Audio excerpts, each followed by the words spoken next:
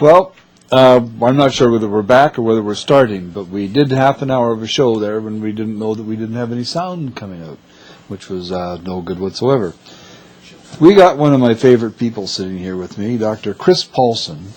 I've known now since about 1967, I guess, when he first stumbled in my office. And Kris is a Norwegian and an American and a professor and a PhD and a comedian. No, Canadian. A Canadian. Oh, okay, yes. He's a Canadian, too. I keep on forgetting about that. And he has the honor of being the first case that I ever went to court with in a tax case, and we won. So that was sort of good, too. Yes, we did. But you have written a book here called Folk Tales and Fish Stories. Right. And it's quite a humorous little book. Right. Oh, yeah. Why did you, and your son... and my son did the illustration. He did the illustration. Yeah. So he's a graphic artist. this is really a nice piece of work. I like it. So tell me, why did you write a book about folk tales and fish stories? Well, it has a background in that every story in there started with stories I told my kids.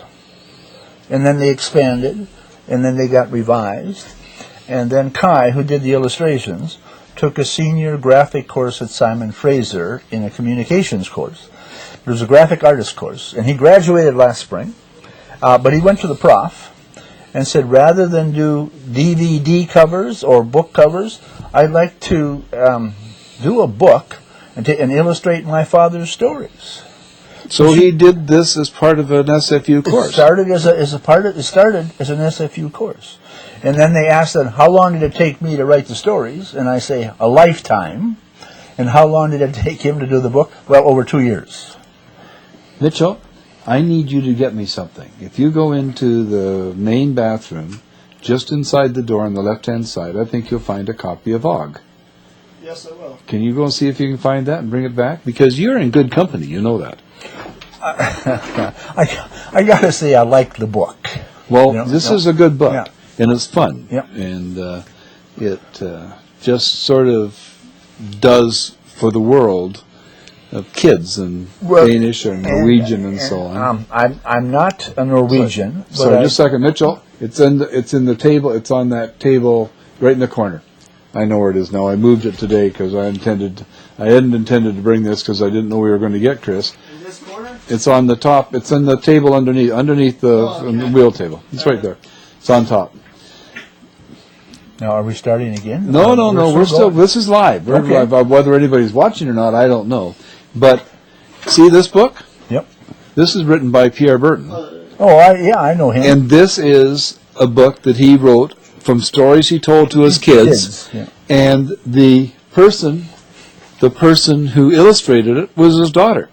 Oh, good. So do you like that? Yeah, I like that. Isn't that cool?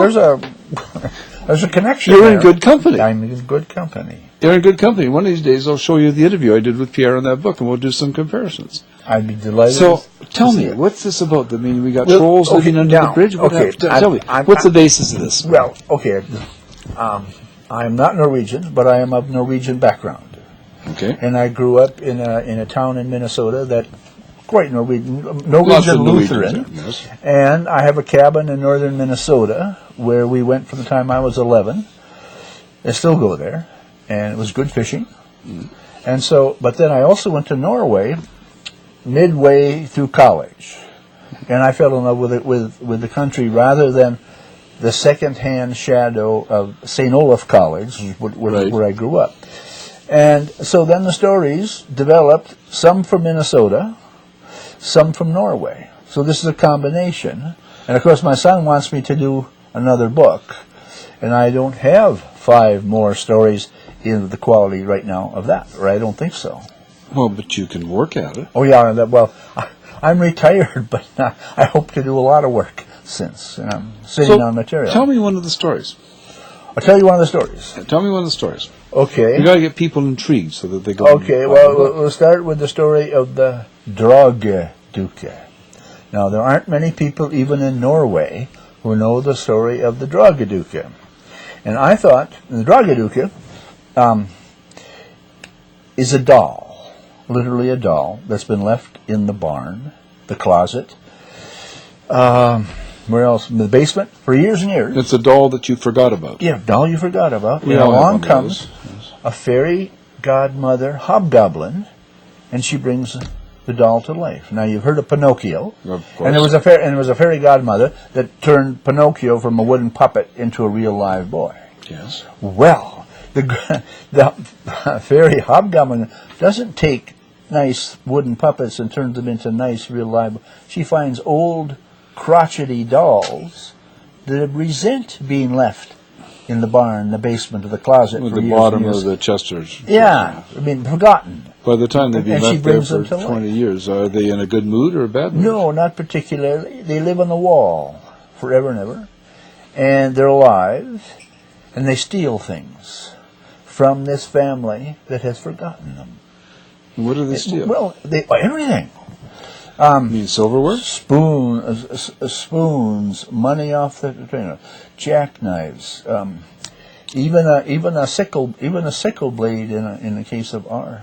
Well, what do family. they do with the things when they They steal? put them leave them between the wall. They put them in the wall. Yeah, they're hoarding them there. But see, in one sense, every family needs a Dragaduka because every family has occasions when something disappears, and no one is responsible for that disappearance. And you search everywhere. No one takes responsibility. No one knows anything about the disappearance. Obviously, the Dragaduka has struck again. So if you've got a Dragaduka in your house, Yep. you have a reason for something disappearing. Yeah. Somebody to blame. Yeah, I mean, take a magazine. You put it on top of the stack where all the other magazines are, and you come back, It's gone. and the one you're looking for, right at the top, isn't there. It isn't anywhere in the house. Nobody took it, but it's gone. Or the change you wanted to have, for the next day, and then when you get up in the morning, it's gone off You the go dresser. looking off the dresser, and there's no change, and No. you go to get Yeah, the and you bus, have to find a place to park. You're really in trouble. Yeah. Sort of thing. Well, so this is the story of the one that happened to me, and the story starts off with my father coming up the stairs from the little basement, and he's speaking even before he gets to the top, and he says to my mother, "Has the Dragaduka been here again?" And my mother is pretty cautious about this, and he says, "I used the pliers last week to fix a lamp. I put it back on the workbench where it's supposed to be in its place. It's not there." My mother said, "Well, the kids fixed their sleds in the middle basement this afternoon, and I know they used the pliers, and so we got confronted. Yes, we had used the pliers. Yes, we had fixed our sleds. Yes, we had returned it to the workbench." Put them back where they were supposed to be. Yeah, and so my dad looked at me and he said, "Well, where are they?" "Well, where are they?" The Dragaduka, had struck again. And the other thing, she was a real menace inside the house and out because she took anything that really interested her. And the story was, we always thought that this was a figment, one of my father's imagination. But the older you get and the more things disappear, you more realize Yes, true. that they're really there. Not only that, Can a Dragaduka follow you from house to house? it followed them all the way from Norway to Minnesota. Oh, it did? It did. It must have gotten on the same boat.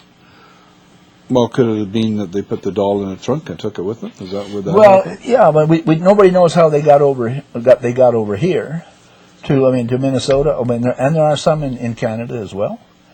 Families like that. They're sort of a necessary. Well, I've heard part. of these up in Gibney, Manitoba. Is this Those are Icelanders. They would have. They've got lots of them there too. Yeah, and you see, They seem to get whole cars. Though. they have amazing powers of what they can steal. Okay. Yeah. And we always thought that this was my dad's imagination, or somebody out of our family history, the Dragaduka. And then there was a very wise woman in Norway by the name of Sissel who Googled the Dragaduka and found out that the Dragaduka goes back to the mid-1650s anyway in Northern Europe. So obviously it's true, not just a figment of my dad's imagination. Yeah. Okay. So then then there was